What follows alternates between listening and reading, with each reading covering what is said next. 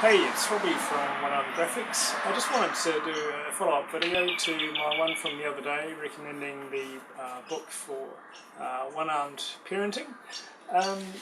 One of the things that I didn't talk about were some of the more troubling times that I had as a parent, living with a disability and chronic pain. So today I just wanted to go over some of those, talk about the problems that I had and what we did about it, and just what life was like in those times, just in case it could help anyone else out there that might be going through similar issues.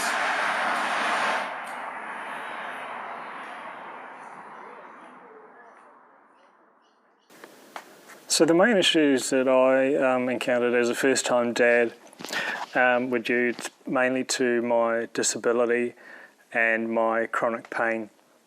The disability itself obviously focused on the fact I have one arm, and when you've got a newborn, you want to be as safe as possible. As I've talked previously about how to pick up your child, I won't go over that now, but I can certainly remember just the, of course, fear factor that you had in picking him up or putting him down, being extremely careful around him. It was an enormous shock, suddenly having a whole range of brand new tasks to do one-armed or one-handed.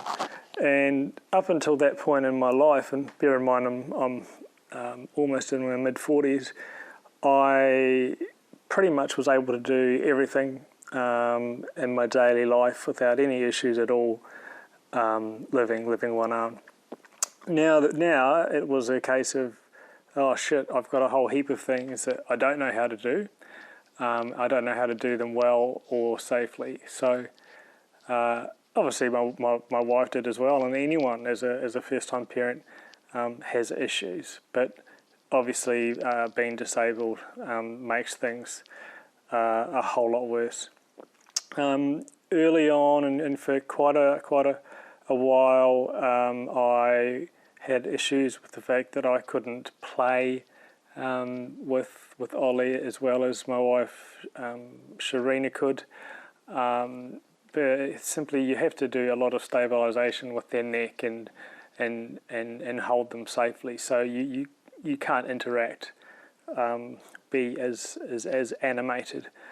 So yeah, that was a little bit of a factor.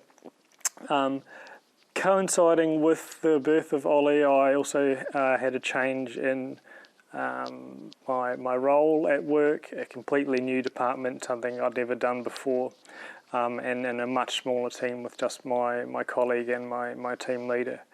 Coinciding with that, unfortunately, I had a huge increase in my chronic pain, and we discussed all of these issues with a number of people, mainly my GP. At times, I sought the help of a workplace counsellor, and mainly talking about issues to do with my team leader, as well as the issues at home. I found it good to write about things, get those thoughts out of my head, and I discussed, later on, I discussed things with some of my colleagues that I knew well and knew that they'd been dads before, and that I could easily go to them for some of those daddy things. The chronic pain and exhaustion had a huge effect on my mood, introduced new anxieties, depression, and workplace stress. Got me into a really bad spot. And I'm guessing maybe at that time Ollie may have even been six months old, and things were really rocky. So we took days off when required and arranged annual leave to just simply rest. And some of the strategies that we used to cope with the exhaustion were having a sort of a set arrive home routine, which was really good to get into. I could just hop into the shower and finally get a bit of rest and relaxation and calm the aching body. Unfortunately, that didn't solve the exhaustion, and there were a number of days when I unfortunately went straight to bed. When I got home, I was just absolutely shattered. So that was really hard to take as a dad when you're obviously away from your family when you're working, and you have this pretty reasonable thought that when you're going to get home that you're going to be able to have some quality time. And when I didn't, that was very, very, very tough. So thankfully I discussed a number of days things with my GP. Their offices are quite near work, so I could just happily walk down and arrange an appointment. He understood disability extremely well. He was a former military doctor and had experience with other arm amputees and knew the chronic pain issues. Probably the best suggestion he had was for me to watch a YouTube video, and I'll try and find that and link that now. The video just went over the massive importance of having an arrival home that got you in a headspace that was out of work. You were back home. You could alleviate any of that sort of workplace stress, have a shower, have a rest, maybe meditate, and just get that clear head, and then you are ready for some family time. So things were definitely not all smelling of roses. And again, it was a number of factors with the first-time dad, being disabled, having the chronic pain and exhaustion, as well as some fairly serious matters to do with my workplace that I'm not allowed to discuss. Needless to say, they unfortunately were worse than all of the other factors that I've discussed now. So, look, everyone's experience is going to be different. I highly recommend that you discuss things with your wife or husband, your GP. Get a GP if you don't have one. Look into counselling.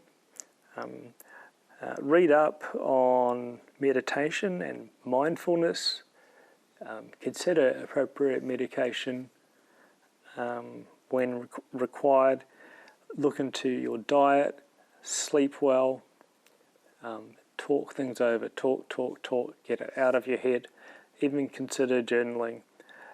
As crazy as it sounds with the picture I've probably painted with my exhaustion, I'm now actually in a space in my life, and have been since December, where I get up at 5 a.m. every day, and that gives me an hour or sometimes two to spend on our home business ideas, and then head off to work to do the day job. It really, really has paid off enormously.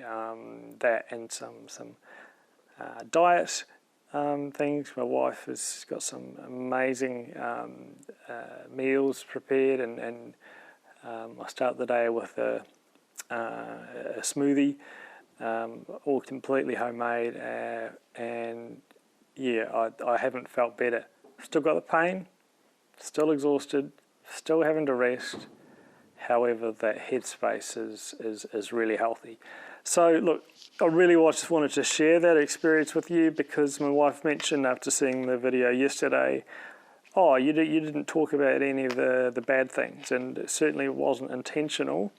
And I always do want to discuss those things, even though it is most definitely not in my nature. I really just really hope it can help someone else who might be going through these things or knows somebody that is. Once again, you've been listening to Robbie from One Arm Graphics. I'm a 40-something one-arm guy. I've been disabled. This is now year 26, living one-armed with chronic pain. And this is now the second year that we've crossed into, living with my wife and our son, little Ollie, who will turn 2 in November. And as you've seen in the video, it's just a really cute, amazing little boy. Thanks for watching, and please forward this on to anyone that you think it may be useful for. If they want to get in touch with me, it's robbie@onearmedgraphics.com, or simply leave a comment or visit the website onearmedgraphics.com. Thank you so much for your time today.